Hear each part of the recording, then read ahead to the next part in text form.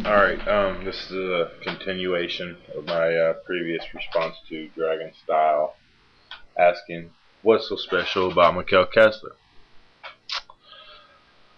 Okay, I'm sorry I got a lot of things, I went from subject to subject, a lot of things mixed up in the last video, but I think the overall point is clear. You can't just take away all the best things about a fighter and then ask what's so special about a fighter.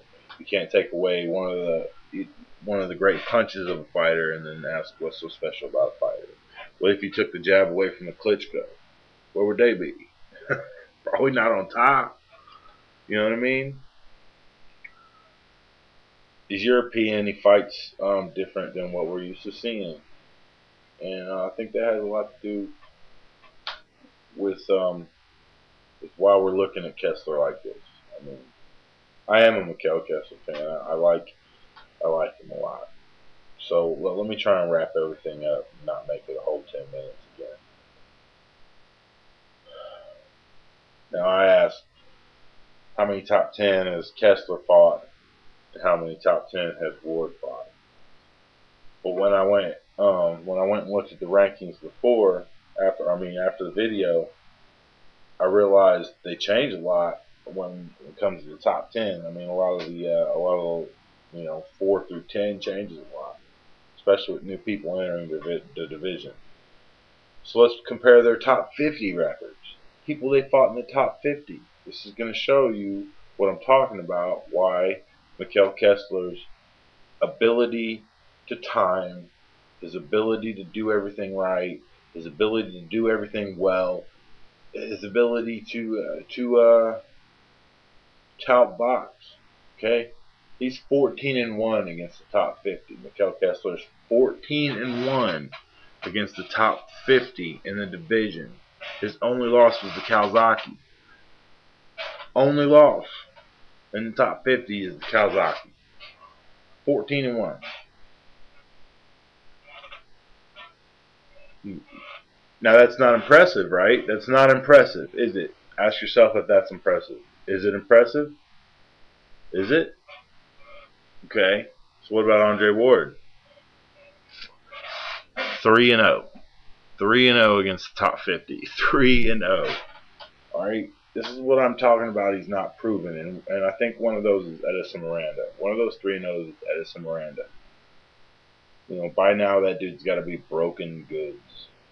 If Andre Ward put him, did it, then fine. And Andre Ward made him broken goods. But you can't tell me that not knocking Edison Miranda out when Abraham did it in the 4th round is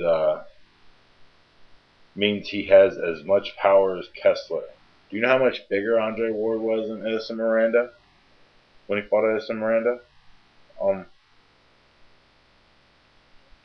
Wasn't he like 3 inches taller? Wasn't he? How much taller was Abraham? 3 inches. So if you want to show that you can beat a guy that's 3 inches shorter than you by outboxing him for 12 rounds, that's great. That does showcase your boxing skills. But if some of them shots that you hit him with, if they didn't put him down like they looked like they should have, then there's not a lot of wallop on that punch. There's not. And in this division, in this tournament, if you can't make your opponent respect your power, which Kessler can make his opponent respect power, unless that opponent has a really good chin, like maybe Froch or Abraham, who fought half a fight with a broken jaw.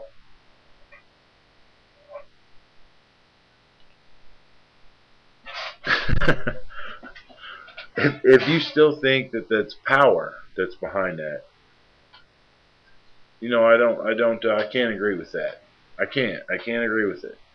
Maybe you're right. Maybe he just felt he didn't need to knock Edison Miranda out to prove he needed to be in this tournament. But when somebody else in the tournament has fought the same dude and knocked him out in the 4th round, it makes you look, it makes you look bad. You look at both fights. Andre Ward should have knocked him out, even if he wasn't trying to. The fight should have been stopped or something. Should have gone down his record as a KO.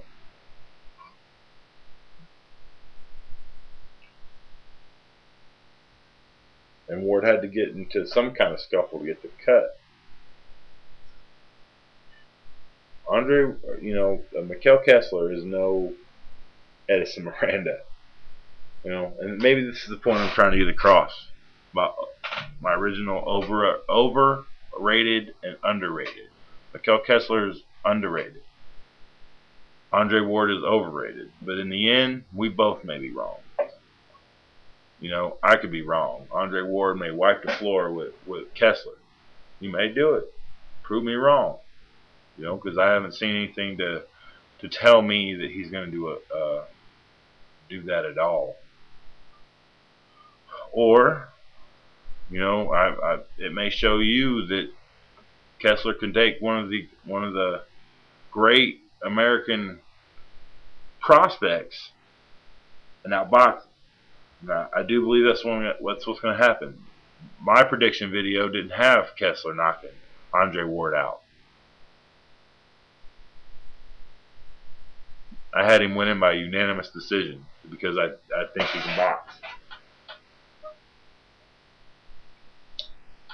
The Muncie fight was a good fight to watch, especially in preparation for this. You understand that speed, unless you're super fast like Darrell, speed is only going to get you so far with Mikkel Kessler. He makes up for it with timing, short, straight punches. He keeps his punches here. He's a jab and a straight dude. And when Ward starts swinging them hooks, which he will, he's going to be there and he's going to beat Ward to the punch.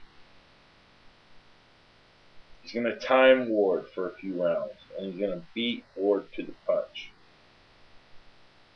He's going to outscore Andre Ward. And Andre Ward's going to learn from it and he's going to come back with a vengeance to win his next two fights. I looked at the lineup. I think he's going to win his next two fights after losing to Mikkel Kessler. And I'm looking forward to the rematch. This is Naptown Born. I'll have more thoughts coming as this tournament comes along, and I'm sure you guys will too. I look forward to hearing it.